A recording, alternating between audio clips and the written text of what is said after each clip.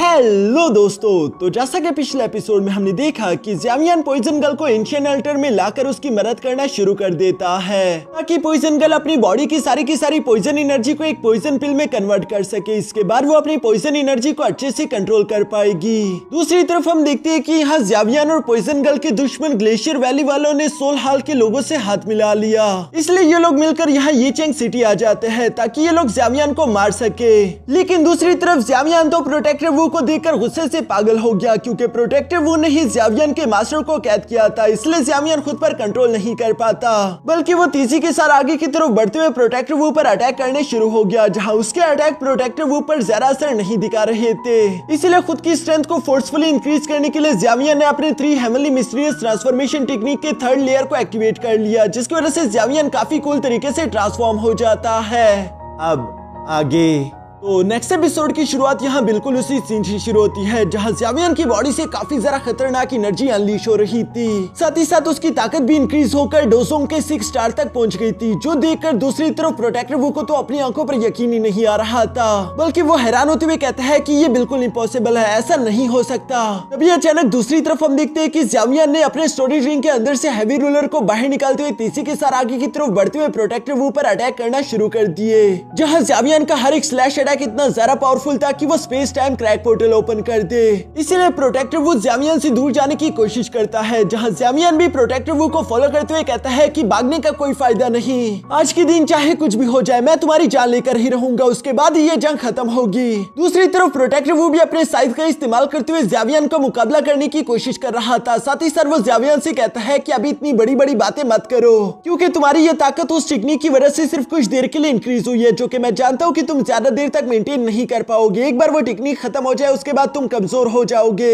यहाँ ये सब कहते हुए प्रोटेक्टर वो तो ज़्यामियन से दूर जाने की कोशिश कर रहा था, जबकि ज़्यामियन की रफ्तार भी बहुत ही ज्यादा तेज थी। वो यहाँ प्रोटेक्टर वो के पीछे पड़ते हुए उस पर अटैक करते हुए कहता है कि हाँ कोई बात नहीं, मैं भी इस बात को अच्छे से जानता हूँ, लेकिन इससे पहले कि मेरी ये टेक्निक खत्म हो जाए उससे पहले मैं तुम्हारा किस्सा खत्म कर चुका हूँगा।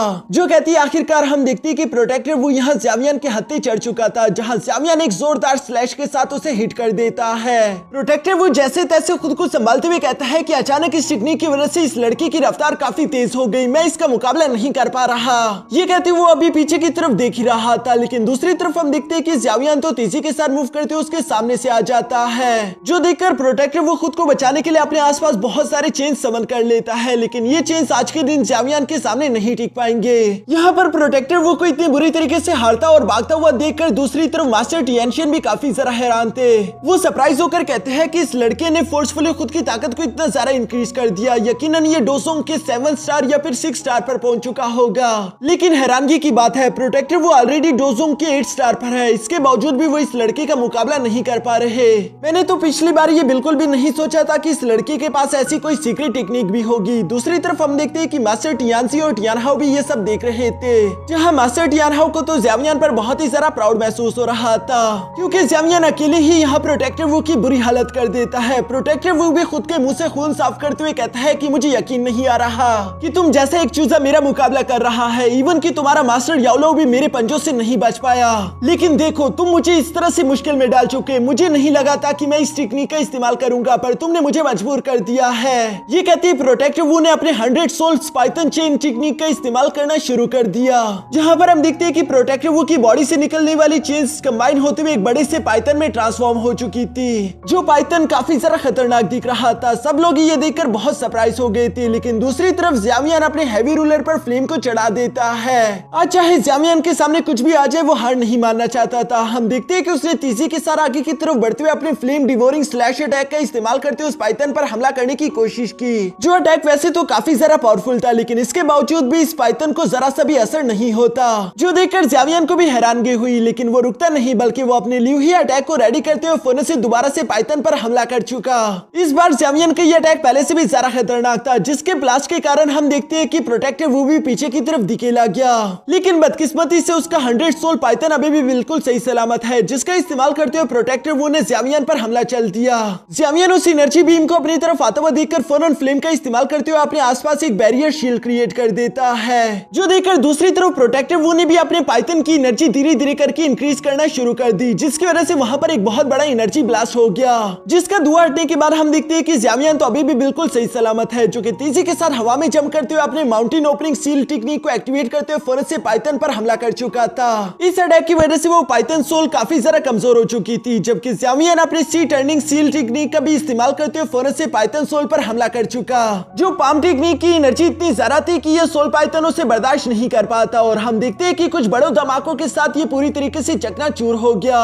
प्रोटेक्टर वो को भी इस अटैक की वजह से काफी ज्यादा इंटरनल इंजरीज हुई, और वो हैरान होते हुए देखकर कहता है कि मुझे यकीन नहीं आ रहा, आखिर ये लड़का इतना ताकतवर कैसे हो गया। पिछली बार तो जब मैंने इसे देखा था तो ये बहुत ही कमजोर था। ये सोचते वो जैसे पीछे मुड़कर वहां से दूर जाने लगा, तभी अचानक हम देखते हैं कि ज़्यामियान तो उससे पहले यहाँ पर पीछे पहुंच चुका है, जबकि साथ ही ज़्यामियान ने अपना एंग्री बुद्धा लोटस भी तैयार कर लिया था, जिसे लेकर वो यहाँ प्रोटेक्टर वो की तरफ बढ़ते हुए कहता है कि ये अटैक मेरी टीचर के लिए।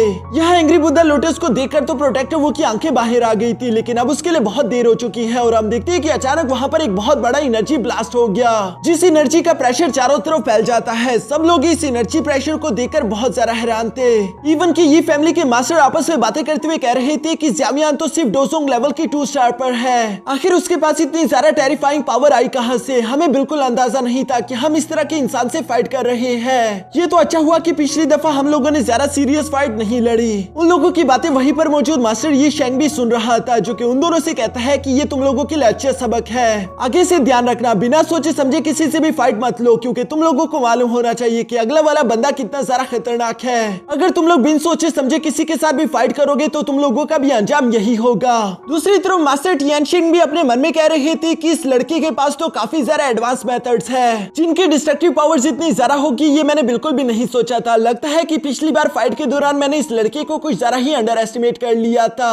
जबकि वहीं पर मौजूद ग्लेशियर वैली का मास्टर टियानसी भी अपने मन में कहता है कि हमें इस लड़के को जल्दी से जल्दी खत्म करना होगा, हम इसे ज्यादा देर जिंदा नहीं छोड़ सकते, क्योंकि ये लड़का फ्यूचर में हम लोगों के लिए खतरा बन सकता है। दूसरी तरफ हम देखते हैं कि ब्लास्ट का इफेक्ट खत्म होने के बाद अभी भी ज़्यामियान बिल्कुल सही सलामत खड़ा था, जहां ज़्यामियान खुद की तरफ देखते हुए कहता है कि वाओ, ये हेवनली 3 मिस्टीरियस ट्रांसफॉर्मेशन टेक्निक की 3rd लेयर तो कमाल की है। इसकी वजह से इंस्टेंटली मेरी ताकत इतनी ज्यादा इंक्रीज हो गई, वरना पिछला ब्लास्ट इतना ज्यादा खतरनाक था कि पहले उस ब्लास्ट की वजह से शायद मैं मारा जाता।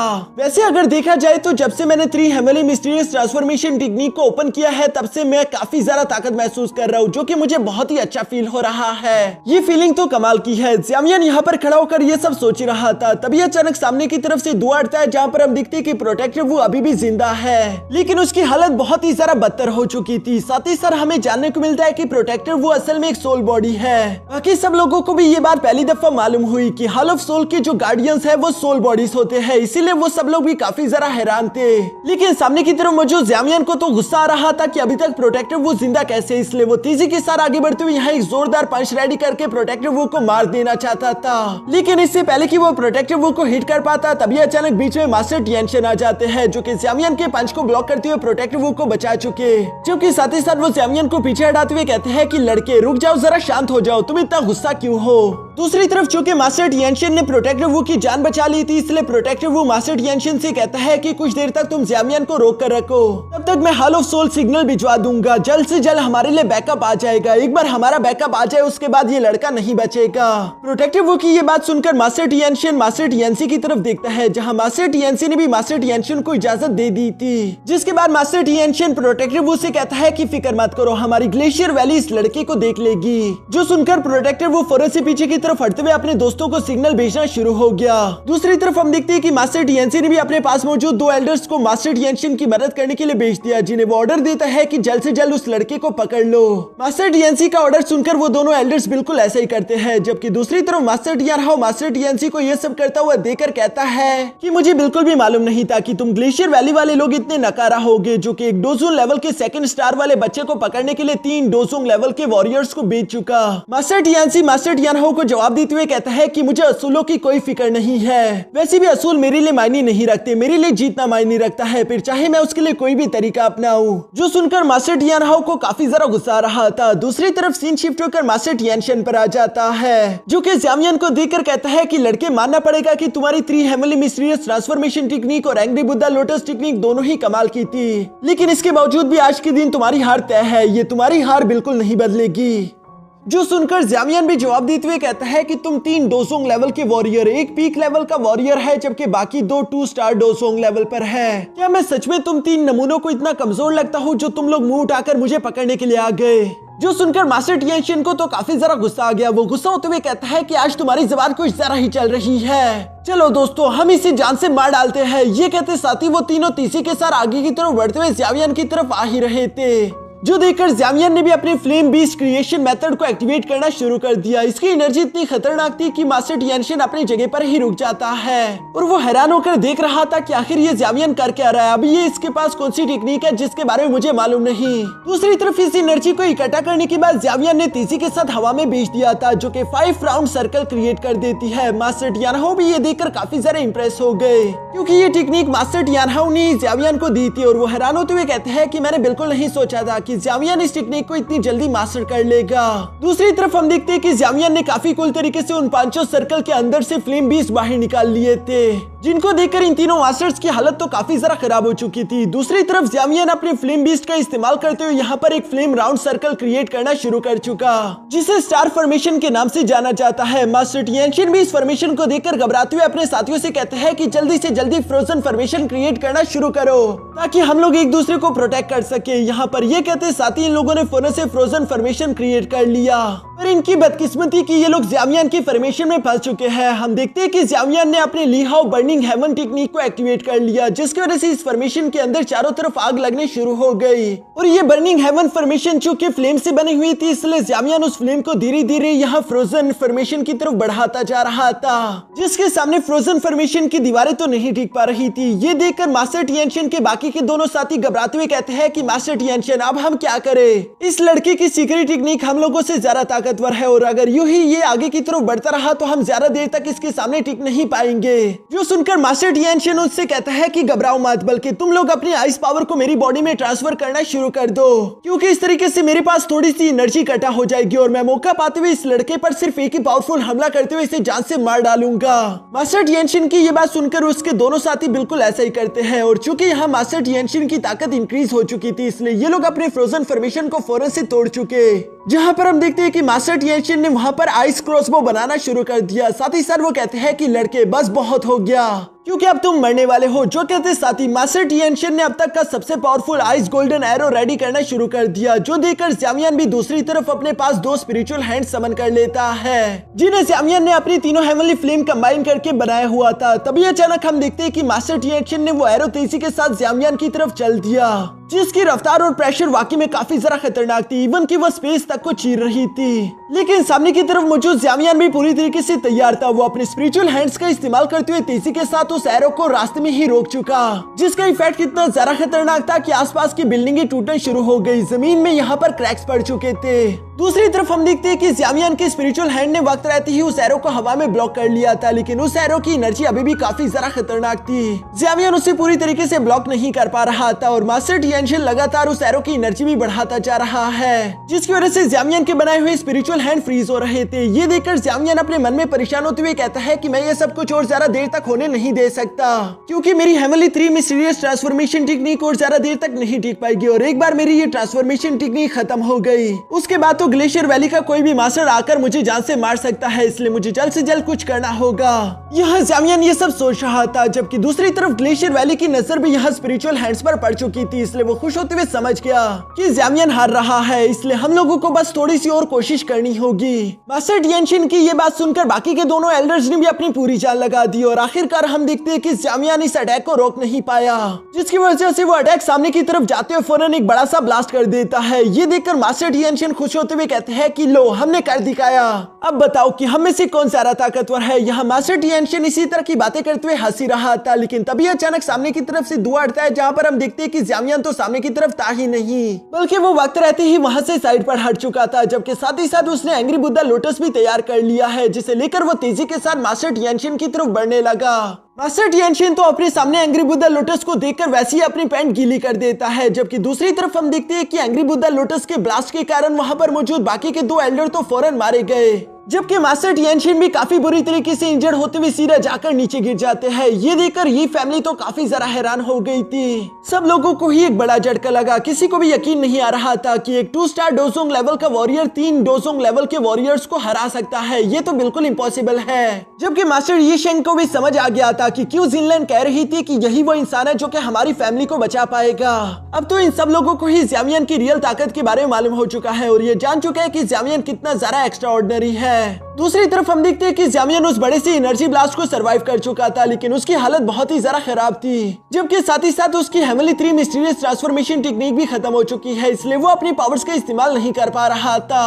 पर इसके बावजूद भी ज़्यामियन हार नहीं मानता, क्योंकि अभी तक उसने प्रोटेक्टर वू को खत्म नहीं किया था। वो तेजी के साथ मूव करते हुए फौरन से यहाँ प्रोटेक्टर वू के सामने आकर खड़ा हो जाता है। जहाँ प्रोटेक्टर वो तो उसे अपने सामने देखकर ऐसे घबरा गया था जैसे कि उसने कोई भूत देख लिया हो। दूसरी तरफ ज़्यामियन उससे कहता है कि बताओ अब तुम्हें मुझसे कौन बचाएगा। जो सुनकर प्रोटेक्टर वो तो वहाँ से भागना चाहता था, लेकिन दूसरी तरफ ज़्यामियन अपने फलन हार्ट फ्लेम का इस्तेमाल करते उसे फौरन से कैद कर लेता है। जहाँ प्रोटेक्टर वो ज़्यामियन को धमकी देते हुए कहता है कि खबरदार मुझे चोट मत पहुंचाना, वरना हॉल ऑफ सोल तुम्हें बिल्कुल जिंदा नहीं छोड़ेगा, बल्कि वो तुम्हारी जिंदगी को नर्क से ज्यादा बदतर बना देंगे। जो सुनकर ज़्यामियन गुस्सा होते हुए कहता है कि अभी तक तुमने तकलीफ देखी ही कहाँ पर है। ये तकलीफ तो उसके सामने कुछ भी नहीं जो तुमने मेरे मास्टर को पहुंचाई, बल्कि मैं तुम्हें उसके लाख गुना ज्यादा तकलीफ पहुंचाऊंगा।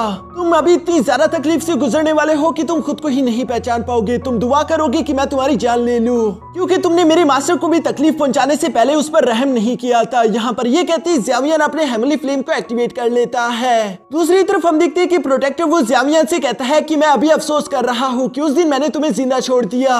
काश मैं तुम्हें उसी दिन जान से मार डालता। अगर तुम्हें उस दिन जान से मार दिया होता तो आज के दिन तुम इतने ताकतवर ही ना हुए होते। यहाँ ज़्यामियन उसकी सारी बातें सुन रहा था। तभी अचानक मास्टर टियानशी ज़्यामियन की तारीफ करते हुए कहता है कि लड़के तुम वाकई में काबिले तारीफ हो। तुमने मुझे गलत साबित कर दिया इतने सारे लोगों को अकेले हरा कर, लेकिन माफ करना इस वक्त मैं भी यहाँ पर मौजूद हूँ। और चूंकि ग्लेशियर वैली के मास्टर ने मुझे हुक्म दिया है कि मैं तुम्हारी जान ले लूँ, तो इसलिए मैं तुम्हें जिंदा नहीं छोड़ सकता। जो सुनकर मास्टर टियानहा ज़्यामियन से कहते हैं कि तुम इस नमूने की फिक्र मत करो, तुम जाकर आराम करो, इससे मैं देख लूंगा। जो सुनकर ज़्यामियन ने एक रिकवरी पिल खा ली थी और उसे मास्टर टियानहा पर पूरा भरोसा था, लेकिन अचानक ही हम देखते हैं कि यहाँ आसमान में एक बहुत बड़ा पोर्टल ओपन हो गया, जिसके अंदर से हॉल ऑफ सोल के 7 आदमी निकलकर बाहर आ जाते हैं और इनके बीच इनका लीडर भी मौजूद था, जो कि इस वक्त काफी जरा गुस्से में है। वो यहाँ पर आते हुए कहता है कि फिलहाल मेरे होते हुए तो ऐसा कुछ भी मुमकिन नहीं। ज़्यामियन उस आदमी को देखकर उसके पावर लेवल को महसूस करके कहता है कि ये तो डोजोन लेवल का मास्टर है। दूसरी तरफ मास्टर टियानहा को भी एहसास हो गया था कि वो आदमी एक डोजोन लेवल के 2nd स्टार पर है, जबकि मैं खुद एक डोजोन लेवल का 1st स्टार का वॉरियर हूँ। ये तो थोड़ी सी मुश्किल हो गई, क्योंकि इतने सारा वॉरियर्स के साथ लड़ना हमारे लिए थोड़ा डिफिकल्ट होगा। दूसरी तरफ मास्टर टियानशी उस हॉल ऑफ सोल के मास्टर को पहचानते हुए कहते हैं कि ये तो वर्नरेबल किन हाई है। मैंने बिल्कुल नहीं सोचा था कि ये मिशन इतना ज्यादा इंपॉर्टेंट होगा कि खुद मास्टर किनहाई को यहाँ पर आना पड़े। जो सुनकर किनहाई जवाब देते हुए कहता है कि हाँ टियानशी, मुझे यहाँ पर भेजा गया क्योंकि ये मिशन बहुत ही इंपॉर्टेंट है। हमारा हॉल ऑफ सोल इस लड़के के पीछे बहुत वक्त से पड़ा हुआ था और मुझे जब इमरजेंसी मैसेज पड़ा तो जितनी जल्दी हो सके मैं यहाँ पर पहुँच आया।